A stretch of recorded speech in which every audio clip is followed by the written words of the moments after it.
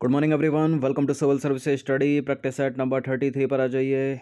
UP PCS के लिए practice set 33 है और ये टेस्ट सीरीज चल रही है 2022 के लिए। जितने भी स्टूडेंट यूके पीएससी वाले हैं इसके जीएस के प्रश्नों से प्रैक्टिस करते रहिएगा। उत्तराखंड पीसीएस अपर के लिए आज लास्ट डेट है 28 दिसंबर। ठीक है, जिसको भी फॉर्म भरना है भर सकते हो। तो चलिए स्टार्ट करते हैं। तो क्वेश्चन नंबर 1 पर आ जाइए। दो स्टेटमेंट है यहाँ पर, निम्नलिखित कथनों पर विचार करेंगे, बताना कि इनमें से कौन सा करेक्ट होगा। भारत और अफगानिस्तान के बीच डूरंड रेखा 1896 में सर डूरंड द्वारा निर्धारित की गई थी और यह रेखा अब अफगानिस्तान और पाकिस्तान के बीच है। देखिए बिल्कुल करेक्ट है दोनों के दोनों स्टेटमेंट। भारत और अफगानिस्तान के बीच डूरंड लाइन जो है 1896 में सर डूरंड के द्वारा निर्धारित की गई थी, लेकिन यह अफगानिस्तान और पाकिस्तान के बीच है अब। तो भारत और पाकिस्तान के बीच क्या है? Red Cliff.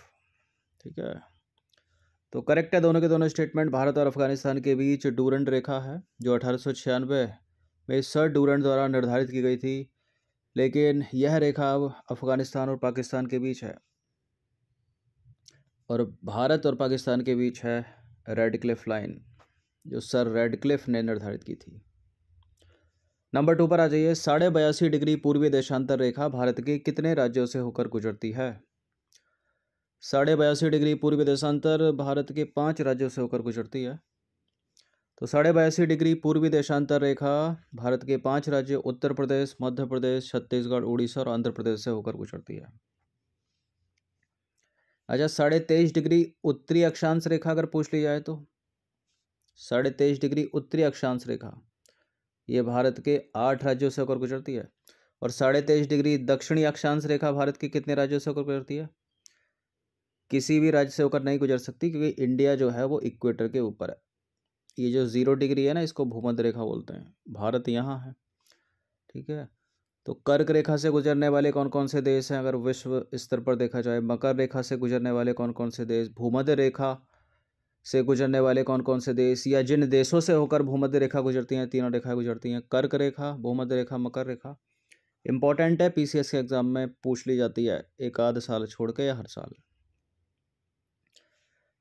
नंबर 3 पर आ जाइए। कर्क रेखा निम्नलिखित में से किस राज्य से होकर गुजरती है? ये कल भी आया था प्रश्न। कर्क रेखा या 23.5 डिग्री उत्तरी अक्षांश रेखा भारत के 8 राज्यों से होकर गुजरती है। त्रिपुरा है, मिजोरम है, मध्य प्रदेश है, मणिपुर इसमें नहीं है। नॉर्थ ईस्ट के 2 हैं।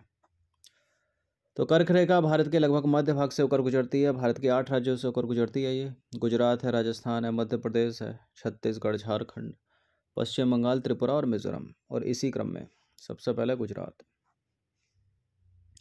नंबर 4 पर आ जाइए। भारत में सर्वाधिक राज्यों की सीमा से लगा राज्य निम्नलिखित में से कौन सा है? तो उत्तर प्रदेश ही है ये। 8 इसमें राज्य हैं और एक दिल्ली को भी जोड़ लो तो एक केंद्र शासित प्रदेश, यानी टोटल 9 है। डी। तो भारत में सर्वाधिक राज्यों की सीमा से लगा राज्य जो है उत्तर प्रदेश है। इसकी सीमा 8 राज्यों से होकर 8 राज्यों से मिलती है। उत्तराखंड से, हिमाचल प्रदेश से, हरियाणा, राजस्थान, मध्य प्रदेश, छत्तीसगढ़, झारखंड और बिहार से। और इसकी सीमा जो है राष्ट्रीय राजधानी क्षेत्र दिल्ली से ही मिलती है, यानी 8 + 1 9 हो गए। केंद्र शासित प्रदेश 8 राज्य हैं, पूरा पूछा जाए तो 9। त्रिपुरा निम्नलिखित में से किस देश से 3 ओर से घिरा है? तो त्रिपुरा बांग्लादेश से 3 ओर से घिरा है। ठीक है, अगर सिक्किम की बात करें तो ऊपर से तिब्बत आ गया, चीन आ गया, इधर से नेपाल आ गया, इधर से भूटान आ गया, वो भी 3 से घिरा है। तो देखिए 3 ओर से बांग्लादेश से घिरा है त्रिपुरा। त्रिपुरा केवल उत्तर पूर्व में असम और मिजोरम से जुड़ा है, इसके अतिरिक्त यह 3 ओर से बांग्लादेश से घिरा है। ठीक है, ये भी इंपॉर्टेंट है, असम और मिजोरम से जुड़ा है। नंबर 6 पर आ जाइए। निम्नलिखित कथनों पर विचार करेंगे। पहला स्टेटमेंट है संकोच नदी असम और अरुणाचल प्रदेश के बीच सीमा बनाती है और ब्रह्मपुत्र नदी जो है वो यांग्याप दर्रे के पास भारत में प्रवेश करती है। बिल्कुल करेक्ट है दोनों के दोनों स्टेटमेंट। तो संकोच नदी का उद्गम होता है उत्तरी भूटान से और यह भारत के असम राज्य में ब्रह्मपुत्र नदी से मिलती है। इसे स्वर्णकोशा नदी भी कहा जाता है। संकोच नदी की बात करें तो असम और अरुणाचल प्रदेश के बीच सीमा बनाती है और ब्रह्मपुत्र नदी जो है वो यांग्याप दर्रे के पास भारत में प्रवेश करती है। ठीक है, सांगपो बोलते हैं इसको तिब्बत में। नंबर 7 पर आ जाइए, निम्नलिखित कथनों पर विचार करेंगे। पहला स्टेटमेंट है, अरावली की पहाड़ियाँ राजस्थान में स्थित हैं और यह सबसे पुरानी चट्टानों से बनी है और अरावली के पश्चिम ओर से माही एवं लूनी नदी निकलती है। पश्चिम से निकलती है, पूरब से निकलती है? पश्चिम से निकलती है। करेक्ट है दोनों के दोनों स्टेटमेंट। तो देखिए, अरावली की पहाड़ियाँ राजस्थान राज्य में स्थित हैं। यह सबसे पुरानी चट्टानों से बनी है और इस पहाड़ी की सबसे ऊंची चोटी माउंट आबू पर स्थित, उसका नाम है गुरु शिखर। और अरावली के पश्चिम की ओर से माही और लूनी नदी निकलती है और लूनी नदी जो है इंपॉर्टेंट है, यूपी पीसीएस ने 2-3 बार प्रश्न किया है इससे। कच्छ के रण में ही यह विलीन हो जाती है, किसी सागर या महासागर से नहीं मिल पाती। नंबर 8 पर आ जाइए, निम्नलिखित कथनों पर विचार करेंगे। पहला स्टेटमेंट है, नीलगिरी की पहाड़ी तमिलनाडु में है जो ब्लॉक पर्वत है। नीलगिरी की पहाड़ी की सबसे ऊंची चोटी डोडा बेटा है, जो दक्षिण भारत की दूसरी सबसे ऊंची चोटी है। ठीक है, जो दक्षिण भारत की सबसे ऊंची चोटी है। डोडा बेटा है, अन्नाई मुड़ी है? डोडा बेटा ही है, अन्नाई मुड़ी दूसरी है। ये करेक्ट है दोनों के दोनों। तो नीलगिरी की पहाड़ी तमिलनाडु में है जो एक ब्लॉक पर्वत है और यह मुख्यतः चारनोकाइट पठार से बनी है और इसकी सबसे ऊंची चोटी है डोडा बेटा, जो दक्षिण भारत की दूसरी सबसे ऊंची चोटी है।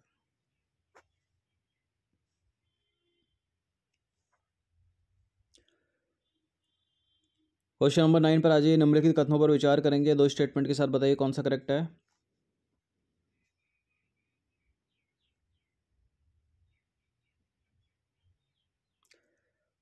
पहला स्टेटमेंट है, तमिलनाडु राज्य में नीलगिरी के दक्षिण भाग में पाल घाट है। ठीक है, पाल घाट, अब इसे दर्रा कह लो, गैप कह लो, पास कह लो। पाल घाट गैप पश्चिमी एवं पूर्वी घाट का मिलन स्थल है।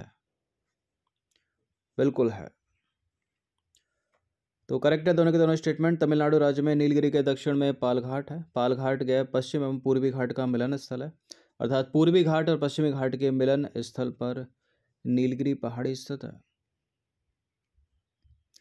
10वां प्रश्न है, निम्नलिखित कथनों पर विचार करेंगे। 2 स्टेटमेंट के साथ बताइए कौन सा करेक्ट है। लैंडफॉल द्वीप अंडमान निकोबार द्वीप समूह का सबसे उत्तरी द्वीप है और कोको जलमार्ग इसे म्यांमार के कोको द्वीप से अलग करता है। करेक्ट है दोनों के दोनों स्टेटमेंट ये भी। तो देखिए, अंडमान निकोबार द्वीप समूह बंगाल की खाड़ी में स्थित है। यह द्वीप वास्तव में समुद्र में डूबे हुए पर्वत के शिखर हैं। लैंडफॉल द्वीप अंडमान निकोबार द्वीप समूह का सबसे उत्तरी द्वीप है। एक है व्हीलर द्वीप, निम्नलिखित में से किस नदी के मुहाने पर स्थित है जिसका नाम परिवर्तित करके कर दिया गया है डॉक्टर एपीजे अब्दुल कलाम द्वीप? किस नदी के? कावेरी नहीं है, गंगा नहीं है, अब बताइए ब्राह्मणी या वैतरणी? ब्राह्मणी नदी। तो व्हीलर द्वीप ओडिशा तट पर ब्राह्मणी नदी के मुहाने पर स्थित है। यहाँ भारत जो है अपनी मिसाइल का परीक्षण करता है और वर्तमान में इस द्वीप का नाम है अब्दुल कलाम द्वीप। नंबर 12 पर आज निम्नलिखित कथनों पर विचार करेंगे। पहले स्टेटमेंट है, मुंबई एक सॉल्सवेट द्वीप समूह है। अंडमान निकोबार में न केवल मैंग्रोव बल्कि सदाहरित और पर्णपाती तीनों प्रकार के वन पाए जाते हैं। क्या ये बात सत्य है? देखिए, सदाहरित तो हैं अंडमान निकोबार द्वीप समूह, मैंग्रोव भी हैं, पर्णपाती भी हैं। ठीक है, करेक्ट है दोनों के दोनों स्टेटमेंट। क्वेश्चन नंबर 13 पर आ जाइए, निम्नलिखित कथनों पर विचार करेंगे। 2 स्टेटमेंट के साथ बताइए कौन सा करेक्ट है। पुरानी जलोढ़ मिट्टी को बांगर तथा नई जलोढ़ मिट्टी को खादर कहा जाता है और जलोढ़ मिट्टी उर्वरता के दृष्टिकोण से अच्छी मानी जाती है। इसमें धान, गेहूं, मक्का, तिलहन, दलहन, आलू आदि फसलें उगाई जाती हैं। दूसरा वाला सही है। एक चीज, ये खादर बांगर वाला कौन सी पुरानी कौन सी नई? ठीक है, तो पुरानी बांगर है, नई खादर है, याद रखिएगा। नंबर 14 पर आ जाइए, भारत की निम्नलिखित नदियों में से कौन हिमालय की सभी श्रेणियों को काटती है? प्रश्न इंपॉर्टेंट है, रिपीटेड है और बहुत सारे एग्जाम में अलग अलग बार पूछा गया है। इसका उत्तर है सतलज। तो सतलज नदी तिब्बत स्थित राक्षस ताल या राक्षस झील से निकलती है, या राक्षस भी लिखा किसी किसी बुक्स में। यह उत्तर पश्चिम दिशा में बहते हुए हिमाचल प्रदेश में प्रवेश करती है। यह हिमालय की सभी श्रेणियों को काटकर गहरे गार्ज का निर्माण करती है और आगे चलकर यह नदी ब्यास नदी में मिल जाती है। नंबर 15 पर आ जाइए। निम्नलिखित में से कौन सी नदी उड़ीसा में अपना डेल्टा बनाती है? गोदावरी, महानदी, नर्मदा, ताप्ती। देखिए नर्मदा ताप्ती को तो वैसे ही एलिमिनेट कर दी, ये दोनों नदियां तो एस्चुरी बनाती हैं। इसका उत्तर हो जाएगा महानदी। तो महानदी जो है पूर्वी भारत की नदी है जो छत्तीसगढ़ में सिहावा पहाड़ी से निकलकर पूर्व की ओर बहती है। यह नदी छत्तीसगढ़ और उड़ीसा में प्रवाहित होती हुई पाराद्वीप के पास, पाराद्वीप कहाँ पर है? एक बंदरगाह पाराद्वीप उड़ीसा में बंगाल की खाड़ी में डेल्टा का निर्माण करती है। तो इसका सही उत्तर हो जाएगा उड़ीसा। निकलती कहाँ से है? छत्तीसगढ़ से। डेल्टा कहाँ बना रही? उड़ीसा में पाराद्वीप के पास। नंबर 16 पर आ जाइए। नीचे कुछ नदियाँ दी गई हैं, उनको ध्यानपूर्वक देखिए। महानदी गोदावरी, कृष्णा, कावेरी। ठीक है, कृष्णा, कावेरी। उपरोक्त में से कौन सी नदियाँ डेल्टा बनाती हैं? तो महानदी, गोदावरी, कृष्णा, कावेरी सभी नदियां हैं ये डेल्टा जो बनाती हैं। तो महानदी का डेल्टा, गोदावरी का डेल्टा, कृष्णा का डेल्टा, कावेरी का डेल्टा, ये सभी पूर्व की ओर बहने वाली नदियां हैं तथा बंगाल की खाड़ी में गिरती हैं और ये नदियां अपने मुहाने पर उपजाऊ डेल्टा का निर्माण करती हैं। इन नदियों में कितनी चीज़ें कॉमन? सबकी सब पूर्व की ओर बह रही हैं, सबकी सब उपजाऊ डेल्टा बना रही हैं और सबकी सब बंगाल की खाड़ी में भी गिर रही हैं। नंबर 17 पर आ जाइए। सुंदरवन डेल्टा के संदर्भ में निम्नलिखित में से कौन सा कथन सही है? यह विश्व का सबसे बड़ा डेल्टा है। इस डेल्टा की आकृति त्रिभुजाकार है। विश्व का या भारत का? भारत का या एशिया का? देखिए विश्व में तो अमेजन भी बहती है, विश्व में तो नील नदी भी बहती है, यांगटीसी भी बहती है, मेकांग भी बहती है। क्या इसका डेल्टा के उनसे भी बड़ा डेल्टा है?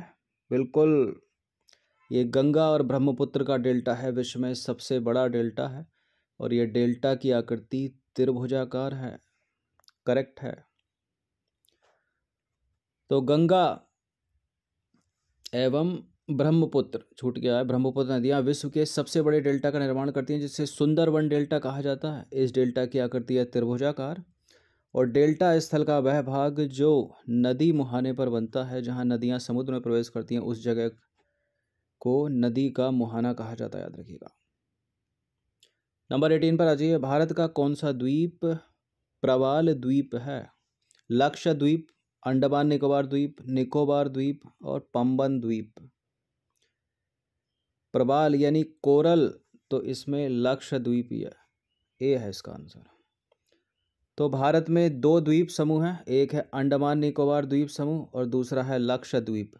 लक्षद्वीप अरब सागर में स्थित है और ये केरल तट से दूर स्थित एक प्रवाल द्वीप है, मतलब कोरल द्वीप है। बात करें अंडमान निकोबार द्वीप समूह की, तो यह भारत के पूर्व दिशा में बंगाल की खाड़ी में स्थित है। तो एक बंगाल की खाड़ी में है अंडमान निकोबार द्वीप समूह और लक्षद्वीप यह है अरब सागर में। नंबर 19 पर आ जाइए। निम्नलिखित कथनों पर विचार करेंगे। तीन स्टेटमेंट है यहाँ पर, बताने के इनमें से कौन सा करेक्ट है? भारत की अरावली पर्वत श्रृंखला विश्व की सबसे पुरानी वलित पर्वत श्रृंखला है और उत्तरी अमेरिका के अपलेशियन तथा रूस के यूराल पर्वत पुराने वलित पर्वत हैं। भारत का हिमालय भी वलित पर्वत का उदाहरण है क्या?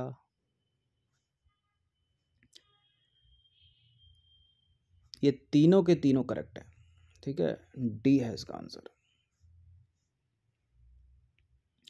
तो भारत की अरावली पर्वत श्रृंखला विश्व की सबसे पुरानी वलित पर्वत श्रृंखला है।